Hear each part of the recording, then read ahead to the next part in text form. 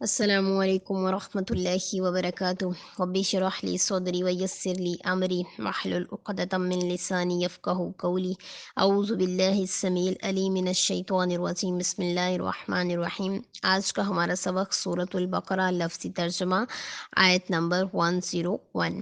ہم نے پڑھا کہ پچھلا الحمدللہ ہم نے 100 آیات اس پارہ کی مکمل کی، جس میں ہم نے بہت سی باتیں سیکھیں۔ سب سے بڑھ کر یہود کی ہٹ درمی اور ان کا عناد اور ان کا کتابوں میں تحریف کرنا، انبیاء کو قتل کرنا، بچڑے کو معبود بنا لینا، پیارے نبی صلی اللہ تعالی علیہ وسلم سے حسد اور بغض کی بنا پر ان کی تکذیب کرنا، یہ سب باتیں ہم نے سیکھی۔ اور آج کا جو ہمارا ٹاپک ہے وہ بھی یہود کی ایک بہت ہی کبیح حرکت پہ روشنی ڈال رہا ہے۔ تو ان کی اس کبھی حرکت کو مسلمانوں نے، آج کے ہمارے دور کے مسلمانوں نے کس حد تک اپنا رکھا ہے، اور وہ ایسے معاملات میں وہ کیسے بیہیو کرتے ہیں، ہم انشاءاللہ اس پہ بھی تھوڑی سی روشنی ڈالیں گے۔ شروع کرتے ہیں آیت نمبر 101۔ وَلَمَّا، اور جب جاء آ گیا، ہم ان کے پاس، جاء آ گیا، ہم ان کے پاس، جاء واحد مذکر غائب کا صیغہ ہے، فعل ماضی ہے۔ کون آ گیا؟ رسول، رسول کے اوپر جو اعراب ہے فاعل کی وجہ سے وہ پیش آئی ہے۔ رسول، ایک رسول، من عند اللہ، اللہ کے پاس سے، عند اللہ مضاف مضاف الیہ بن رہا ہے، مصدق، تصدیق کرنے والا ہے، لما، اس کی جو، معہم، پاس ان کے ہے، نبذا، پھینک دیا، نبذا واحد مذکر غائب، فعل ماضی معروف، فریق، ایک گروہ نے، من الذین، ان لوگوں میں سے، اوتو، جو دیے گئے، اوتو جمع مذکر غائب، فعل ماضی مجہول، الکتاب، کتاب، کتاب مفعول بن رہا ہے، اس وجہ سے اس کے اوپر صبر آئی ہے، کتاب اللہ، اللہ کی کتاب، وراء، پیچھے، ظہورہم، اپنی پشتوں کے، ظہر، کمر کو کہتے ہیں پشت کو، اور اس کی جمع ہوتی ہے ظہور، یہاں پہ ظہور جمع، اور ہم ضمیر متصلہ ہے، جمع مذکر غائب کے لیے استعمال ہوتی ہے، کأنہم، گویا کہ وہ، کأنہ تشبیہ کے لیے استعمال ہوتا ہے، کأنہم، گویا کہ وہ، لا یعلمون، نہیں وہ علم رکھتے، لا یعلمون جمع مذکر غائب کا صیغہ ہے، مضارع منفی معلوم ہے، واتبعوا، اور انہوں نے پیروی کی، واتبعوا جمع مذکر غائب، فعل ماضی معروف، ما، جو، تتلو پڑھتے تھے، الشیاطین، شیطان کی جمع شیاطین، شیطان پڑھتے تھے، علی، ملک کی بادشاہت پر، سلیمان، سلیمان علیہ السلام کی بادشاہت پر پڑھتے تھے، وما، اور نہیں، کفرا، کفر کیا، سلیمان، سلیمان علیہ السلام نے، ولیکن، لیکن، الشیاطین، شیطانوں نے، کفروا، کفر کیا، جیسے ان مشبہ بالفعل ہے، اس کے بعد آنے والا جو اسم ہوتا ہے وہ منصوب آتا ہے، یعنی فتحہ کے ساتھ، اسی طریقے سے ولیکن بھی اپنے بعد میں آنے والے کو نصب دیتا ہے، تو اس وجہ سے الشیاطین کی بجائے شیاطین ہے، کفروا، کفر کیا، یعلمون، وہ سکھاتے تھے، التعلیم مصدر ہے، باب ہے التفعیل، ٹھیک ہے، علمہ یعلم، اس کا مطلب ہوتا ہے سکھانا، ٹھیک ہے، علمہ، اس ایک مرد نے سکھایا، یعلم، وہ ایک مرد سکھاتا ہے، تو یہ ہے یعلمون، وہ سکھاتے تھے، جمع مذکر غائب ہے، فعل مضارع معروف ہے، الناس، لوگوں کو، السحر، جادو، وما، اور جو، انزل، نازل کیا گیا، انزل واحد مذکر غائب کا صیغہ ہے، ماضی مجہول ہے، علی، اوپر، الملکین، دو فرشتوں کے، ملکن فرشتے کو کہتے ہیں، ملکانی اس کی مثنیٰ ہے، دو فرشتوں کے لیے استعمال ہوتا ہے، یہاں پہ ملکین علی کی وجہ سے ہے، علی حرف جر ہے، اس نے اس کو مجرور کیا تو مجرور کی حالت میں ملکین بن گیا، دو فرشتوں کے اوپر، ببابل، بابل میں، ہاروت، اب ان کے نام بتائے جا رہے ہیں فرشتوں کے، ہاروت، ہاروت، و ماروت، اور ماروت۔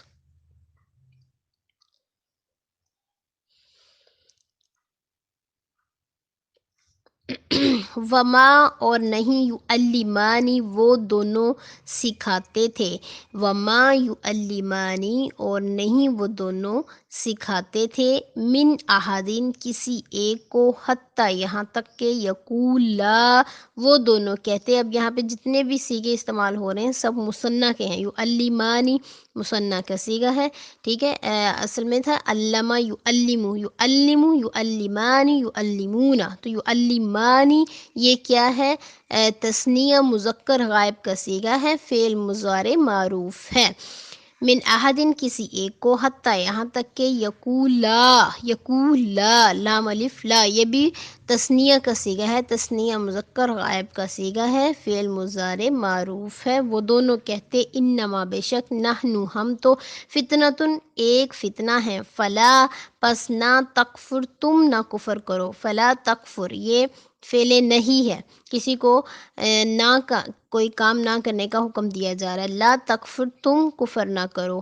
فیتعلمون پس وہ سیکھتے. التعلیم ہوتا ہے سکھانا، علم یعلم باب تفعیل سے، اور التعلم جو ہے وہ ہوتا ہے سیکھنا. تعلمت تعلم، تعلم جب آ جائے تو اس کا مطلب ہوتا ہے سیکھنا، اور علم آ جائے تو اس کا مطلب ہوتا ہے سکھانا. تو یہ ہے فیتعلمون پس وہ سیکھتے تھے. جمع مذکر غائب کا صیغہ ہے، فعل مضارع معروف ہے. منہما ان دونوں میں سے، ہما ضمیر ہے، ضمیر متصل ہے، لوٹتی ہے ہاروت و ماروت دو فرشتوں کی طرف، اور یہ تثنیہ مذکر غائب کے لیے استعمال ہوتی ہے ضمیر.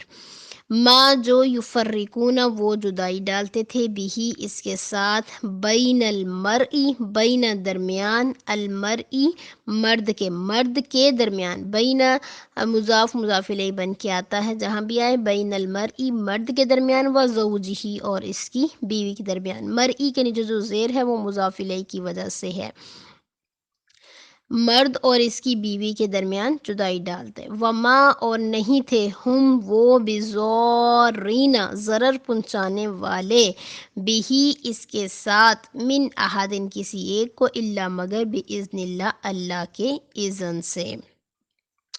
اذن اللہ مضاف مضاف الیہ بن رہے ہیں. باہر فجر کی وجہ سے اذنی ہے، نون کے نیچے زیر ہے، باہر فجر کی وجہ سے اذنی مجرور ہے، اور لفظ اللہ مجرور ہے مضاف الیہ کی وجہ سے. وَيَتَعَلَّمُونَ اور وہ سیکھتے تھے، ما جو یضرہم نقصان دیتا انہیں، ولا اور نہ ینفعہم فائدہ دیتا انہیں. النفع مصدر ہے، اور نفع ینفعو، ٹھیک ہے. ینفعہم واحد مذکر غائب کا صیغہ ہے، فعل مضارع معروف ہے. وَلَقَدْ اور البتہ تحقیق، علموا وہ جانتے تھے. علمہ مصدر ہے واحد مذکر غائب کا، اور علموا جمع مذکر غائب فعل ماضی معروف. لمن البتہ جس نے، اشتراہ خریدا اسے، ما نہیں ہے، لہو اس کے لیے، فی الآخرتی آخرت میں، من خلاق کوئی حصہ.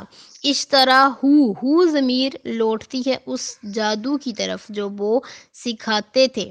تو یہاں پہ یہ بتایا جا رہا ہے کہ جس نے بھی یہ سیکھا یا سکھایا یا ایسا کام کروایا تو اس کی ساری زندگی کے اعمال غارت ہو جاتے ہیں، نمازیں، روزے، حج، زکوٰۃیں سب کچھ ختم، اور اس کا آخرت میں کوئی حصہ نہیں. وَلَبِئْسَ اور البتہ کتنا برا ہے، ما جو شرو انہوں نے بیچ ڈالا، بھی اس کے بدلے، انفسہم اپنی جانوں کو، لو کاش کانو ہوتے، یعلمون وہ جانتے.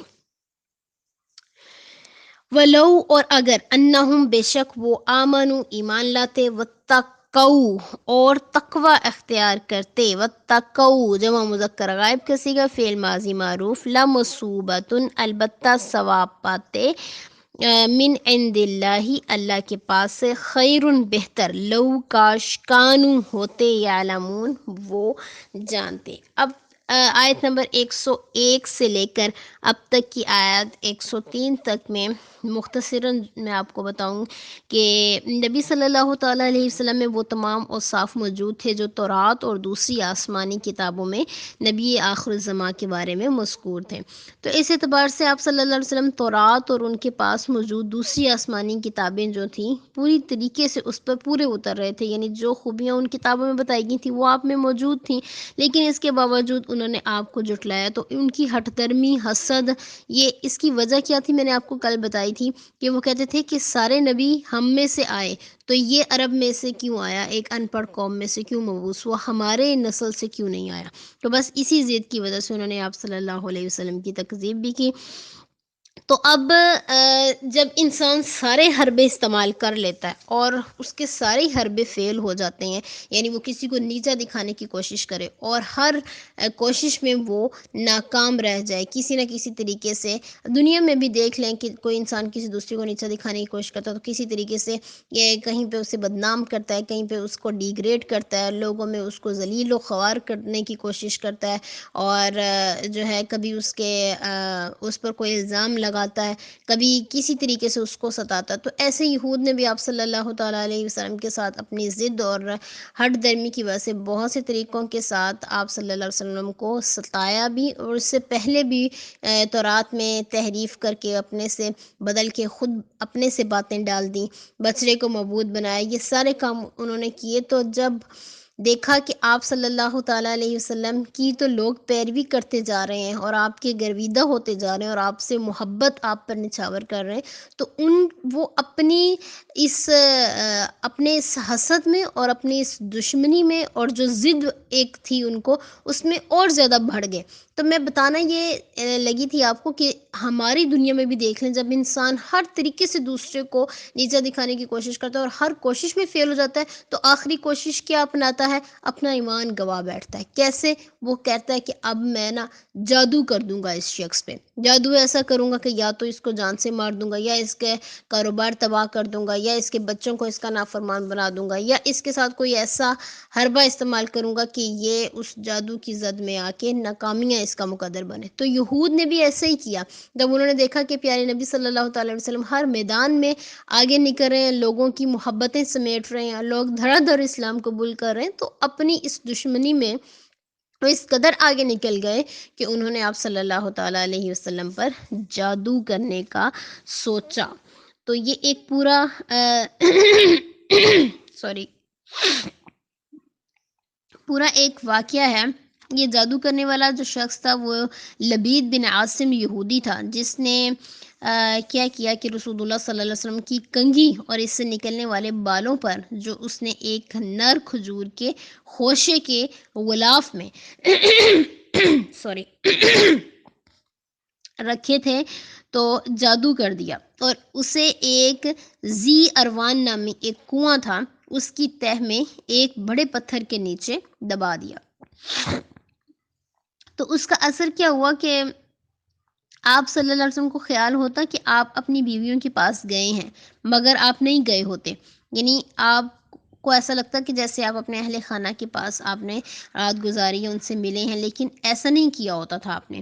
تو جو میں نے آیت پڑھی ما یفرقون بہ بین المرء وزوجہ، تو اس کی ایک صورت یہ تھی کہ وہ میاں بیوی کے درمیان پھوٹ ڈالنے والا جادو تھا۔ تو آپ نے بار بار اللہ تعالیٰ سے دعا کی، جب آپ ذکر کرتے تو آپ کی بیویاں آپ سے گلہ شکر کرتی ہیں، تو آپ کہتے کہ میں تو آپ کے پاس آیا تھا، تو اس طرح سے آپ نے پھر اللہ تعالیٰ سے دعا کی، تو اللہ تعالیٰ نے آپ کو وحی کے ذریعے سے مطلع کیا، اور آپ نے وہ سب کچھ جو بھی دبایا گیا تھا آپ کے بال، وہ سب کچھ نکال کر آپ نے ختم کروایا اور کنواں بھی دفن کر دیا۔ اللہ تعالیٰ نے آپ کو شفا عطا کی۔ یہ بخاری کی روایت ہے پوری، جس میں عائشہ رضی اللہ عنہا جو ہیں وہ اس کو بیان کرنے والی ہیں۔ اللہ تعالیٰ نے آپ کو اس وقت معوذتین کا تحفہ دیا، قل اعوذ برب الناس و قل اعوذ برب الفلق، اور فرمایا کہ آپ ان کو پڑھتے رہیں تو آپ پر آئندہ اس طرح کا کوئی جادو جو ہے وہ اثر نہیں کرے گا۔ پڑھ کے دونوں ہاتھوں پہ پھونک مار کے اپنے پورے اوپر سر سے لے کر ٹانگوں تک اس کو آپ اپلائی کر لیں۔ تو آج کے مسلمانوں کے لیے بھی یہی ہے کہ اگر اس طرح کا کوئی معاملہ پیش آ جاتا ہے تو معوذتین کو آپ اپنا اوڑھنا بچھونا بنائیں، اس کے ذریعے سے ہیلپ لیں۔ مسلمان بھی شرک و بدعت میں مبتلا ہونے کی وجہ سے، ذلت اور پستی کے گھڑے میں گر جانے کی وجہ سے اکثریت ان کی جادو ٹونے میں بہت زیادہ ماہر ہو گئی ہے۔ جب ان سے بھی کچھ نہیں بن پڑتا تو کیا کرتے ہیں، آپ اپنے خاندان اور رشتہ داروں وغیرہ پہ جادو کروانا شروع کر دیتے ہیں۔ تو یہ ایک قبیح عمل ہے، یہ انسان کو کفر تک لے جاتا ہے۔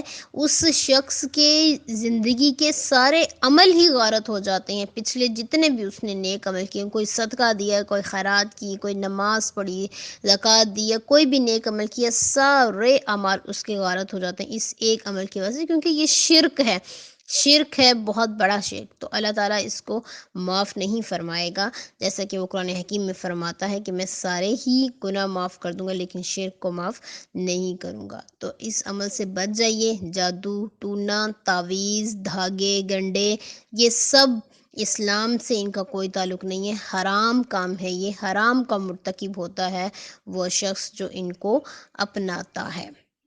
بعض تعویذ ایسے ہوتے ہیں جن پر کوئی مطلب اللہ کے نام کے علاوہ کوئی اور یا بدو اور اس طرح کے کوئی اور اسما وغیرہ لکھے ہوتے ہیں، یہ تو ویسے ہی کفر ہے۔ تو بعض تعویذ ایسے ہوتے ہیں جس پر مسنون دعائیں وغیرہ لکھی ہوتی ہیں، یا قرآن حکیم کی کوئی آیت وغیرہ لکھی ہوتی ہے، ان کو بھی ڈالنا حرام ہے، کیونکہ ایسا پیارے نبی صلی اللہ تعالیٰ علیہ وسلم نے نہ کیا، نہ کروایا، نہ کرنے کا حکم دیا، نہ صحابہ کرام رضی اللہ عنہم اجمعین میں سے کسی نے کیا۔ کیا ان کو نہیں پتہ تھا کہ قرآن کو لکھ کے گلے میں ڈالنے سے شفا ملتی ہے؟ کیا ہم زیادہ ان سے جاننے والے ہیں؟ اگر ایسا کچھ ہوتا تو وہ شفا کے لیے قرآن کو گلے میں نہ لٹکاتے، انہوں نے ایسا کچھ نہیں کیا۔ تو پھر آج کے مسلمان اس قبیح قسم کی برائی میں کیوں مبتلا ہوتے جا رہے ہیں؟ چھوٹا سا بچے کو کچھ ہو جائے، نظر لگ جائے، تو اتنا بڑا تعویذ اس کے گلے میں لٹکایا ہوتا ہے۔ تو کبھی اس کو کھول کے پڑھ کے دیکھیے گا اس کے اندر کیا لکھا ہوا، کیا شرک کر رہے ہیں آپ لوگ اپنے رب کے ساتھ۔ تو پھر کہتے ہیں کہ ہماری دعائیں قبول نہیں ہوتی، ہمارا رب ہماری سنتا نہیں ہے، تو ہم اس مسئلے میں مبتلا، ہم اس مسئلے میں مبتلا ہیں۔ جب آپ چھپا ڈکا شرک کرتے جائیں گے اس کے ساتھ، تو اللہ تعالیٰ شرک کو برداشت نہیں کرتا۔ تو اس کی ذات سے مانگیں، کوئی بھی مسئلہ آئے، کوئی بھی تکلیف آئے، آپ اپنے رب کے حضور جھک جائیں، بچھ جائیں، عاجزی اور انکساری کے ساتھ گڑ گڑا کے اس سے معافی مانگیں اپنے گناہوں کی، اور پھر اپنے کسی کام کے لیے دعا کریں۔ انشاءاللہ وہ کہتا ہے کہ میں اپنی بندے کی شرک سے بھی زیادہ اس کے قریب ہوں۔ جب کوئی بندہ مجھ سے سوال کرتا تو میں اس کے سوال کا جواب دیتا ہوں، اور جب کوئی مجھ سے نہیں مانگتا تو میں ناراض ہو جاتا ہوں۔ دنیا کے بادشاہ سے مانگنے جائیں تو وہ مانگنے سے ناراض ہوتا ہے، اور میرا رب نہ مانگنے والوں سے ناراض ہوتا ہے، اور وہ اس امید اور میں رہتا ہے کہ کب میرا بندہ مجھ سے مانگے اور میں اس کو عطا کروں۔ تو اس کو بہت اچھا لگتا ہے جب اس سے مانگا جاتا ہے، اس پہ توکل کیا جاتا ہے، اس پہ بھروسہ کیا جاتا ہے، اور پھر وہ ایسے بندے کو نوازتا بھی بے حساب ہے۔ تو خدا را اپنی روش کو بدلیے۔ وما کفر سلیمان، اس میں بھی ایک واقعہ ہے، یہودیوں نے مشہور کر رکھا تھا کہ سلیمان علیہ السلام نعوذ باللہ جادوگر ہیں اور ان کی حکومت کا دارومدار جادو پر ہے۔ تو اللہ تعالیٰ نے اس کی تردید فرما دی، بتایا کہ جادو تو کفر ہے، سلیمان علیہ السلام صاحب معجزہ پیغمبر ہیں، انہوں نے کفر نہیں کیا، بلکہ شیاطین نے ان کے عہد میں کفر کا یہ کام کیا، وہ خود بھی جادو کرتے اور لوگوں کو بھی جادو سکھاتے۔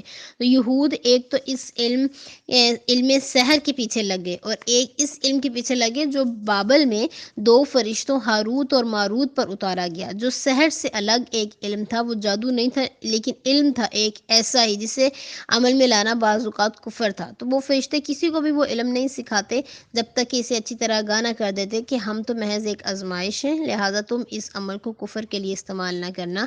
مگر یہود کی اخلاقی پستی کا یہ حال تھا کہ وہ ان سے وہ علم ضرور سیکھتے، اور اس میں سے بھی وہ باتیں سیکھتے جو سراسر نقصان پہنچانے والی ہوتی، اور جنہیں عمل میں لانا کفر ہوتا، اور جن پر شیطان سب سے زیادہ خوش ہوتا، اور وہ ایسے عملیات جن سے وہ میاں بیوی کے درمیان جدائی ڈال دیتے۔ تو وہ اس طرح کی یعنی شرارتیں وہ کرتے رہے، اور ان کا یہی شیوا رہا کہ وہ اس طرح کے کام کر کر کے اپنے رب کو ناراض کرتے رہے۔